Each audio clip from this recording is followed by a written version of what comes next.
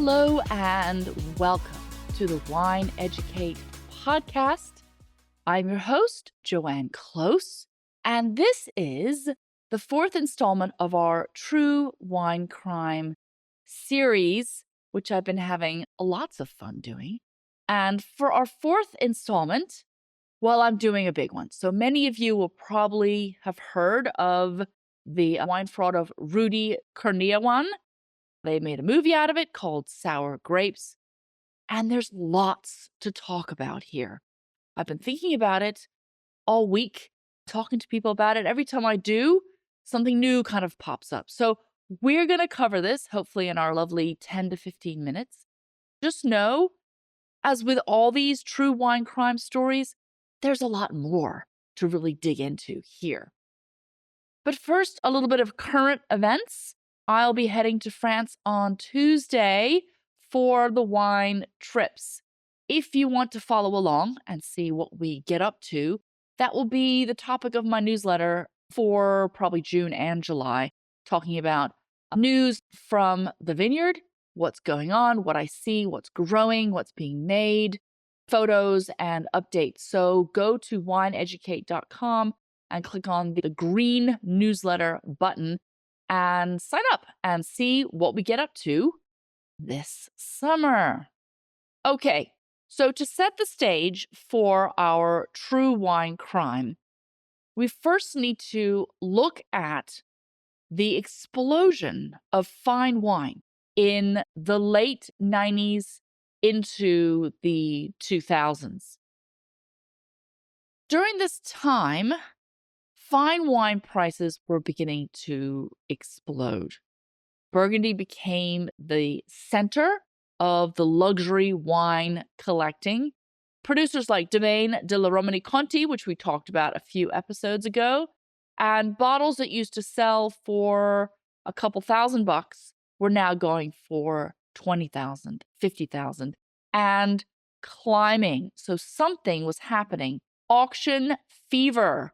Auction houses like Acker Merrill were getting into the wine auction game, and wealthy collectors were competing publicly for rare bottles. So this wasn't just about loving the wine and loving drinking the wine.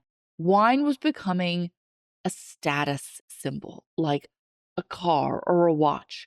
And it was a way for wealthy collectors to show off their status. And the auction rooms began to feel like Wall Street trading floors. So who was collecting? Hedge fund managers, tech entrepreneurs, financiers, Hollywood elites were all getting in on the game, mostly wealthy men using wine as both passion and status symbols. And into this world enters Rudy. Rudy started to appear in these elite wine circles in his late 20s, so relatively young man. He was charismatic, very knowledgeable about the wines, in particular the wines of Burgundy, and began to throw these really lavish wine parties, opening bottles that many collectors would never dream of opening. He would open multiple bottles like that on a night, inviting the top collectors and wine folks of the day. And he began to get this reputation and since earned the nickname Dr. Conti because of his obsession with the DRC wines. So who is Rudy? And this is really interesting to me because Rudy's family background is quite extraordinary if you dig into it. But it turns out not many people did. They saw Rudy as this wine lover, this wine connoisseur who would invite them over for these amazing parties, who was spending millions of dollars a month at auction on wines. Rudy was actually born in Jakarta, Indonesia in 1976. He came from a very wealthy Indonesian Chinese family tied to major financial scandals. Two of his uncles on his mother's side were implicated in banking fraud and corruption cases involving embezzling hundreds of millions of dollars from the banks and serving jail time for it. one of the relatives actually broke out of jail. I mean, this is the stuff of movies. And this was Rudy's family. So Rudy came over to the States on a student visa to go to university in California, but he didn't really go to university. He was in America to do other things. He applied for political asylum. When that was denied and he was asked to leave the country, well, he did not. So the whole time that Rudy was here in America doing his wine fraud, he was here illegally. But nobody seemed to mind, and he joined exclusive tasting groups in New York and Los Angeles, drinking legendary Burgundies from the 40s through the 70s. A single dinner could sometimes feature hundreds of thousands of dollars worth of wine. This was Rudy's world. And he built trust because he himself was buying wine at auctions, spending lots of money and sharing it with other people. He appeared to be and was and is incredibly knowledgeable. And this generosity made collectors trust him. He built friends and he built a reputation. And this is where we could really go off into a tangent as to why.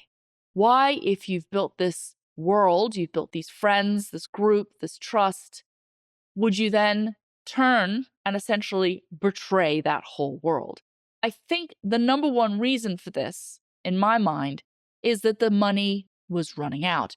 If you want to keep this identity, this persona, and keep buying millions of dollars worth of wine at auction on a monthly basis, you need money to fund this. I believe, it's just my personal opinion, that this was the number one reason why Rudy started creating fakes. And he was certainly well positioned to do so. He had access to empty bottles. And indeed, at the end of the night, he would just ask, hey, can I come and pick up the bottles from last night's tasting? Nobody thought anything of it. They thought Rudy wants them for his collection as like a memento of the evening. And he would bring those bottles home. He then would have access to these labels, to the capsules, to the corks. And then because he did have such a good understanding of Burgundy and such a good palate, he was able to create blends to then put back into these bottles that were very believable. And the fraud worked because everybody benefited. The collectors got access to the wines they desperately wanted. The auction houses were making a ton of money auctioning off these wines, and people weren't questioning this because it was benefiting everyone. Until it wasn't. Until the cracks started to appear, Burgundy producers were noticing wines appearing that should not exist. Some vintages and bottle formats were historically impossible, so the vineyard owners would say, we never made wine on this vintage, or they would say, we only made X amount of magnums, so there can't be this many magnums available in the marketplace. And questions slowly began to circulate around Rudy's cellar. One instance when one vigneron was actually physically at an auction himself. Laurent Ponceau in 2008 attended an auction and recognized immediately that something was not right. He's like, this can't be. We did not make a wine during this vintage. This is fraud. You have to pull these wines. So the auction house was compelled to remove the wines. And this really started this domino effect of questioning wines from Rudy's cellar. There were a few more incidences, and some wealthy collectors were now really beginning to scratch their heads and ask the authorities to dig deeper, and the FBI got involved. Rudy was arrested in 2012 at his house in California. And if you're watching this on YouTube, you can see this small blurry picture, but it's still fascinating, of a picture of Rudy's kitchen, which was essentially a fraud laboratory. Authorities found thousands of labels, corks, bottles, and blending materials This was a full-time operation that he was doing. Rudy was put on trial and convicted in 2013 for fraud and counterfeiting, and was sentenced to 10 years in federal prison. He served 7 of those years and was released in 2020, this time immediately deported to Indonesia. Do not pass go. So Rudy was back in Indonesia. And indeed, he is in Indonesia today. And what is so fascinating to me is that stories keep popping up in the wine news that Rudy is doing this again. Now, this time it's transparent. He is getting commissioned by wealthy clients to make counterfeits, sort of like for fun, for dinner parties and whatnot. But this really adds to the complexity of Rudy's story. If you try to find information on statements from Rudy, like, was he sorry? Why did he do it? There's really not a lot to be found. So all week I've been thinking, what does Rudy think of this himself when he looks back on what happened and this wine fraud? And now that he's doing it again for other people, I think he clearly thinks of himself as an artist, as a master blender. It's a way to showcase this remarkable palate that he does have. I think he clearly does love wine and possess an extraordinary tasting ability. Had this fraud not happened, he might have become a respected collector long-term, a merchant, or a critic. But instead, he used all this knowledge in order to deceive this whole world, which he clearly loved being a part of. And to me, that's really tragic. So I think of you, Rudy. Are you enjoying a glass of wine? Do you still love wine?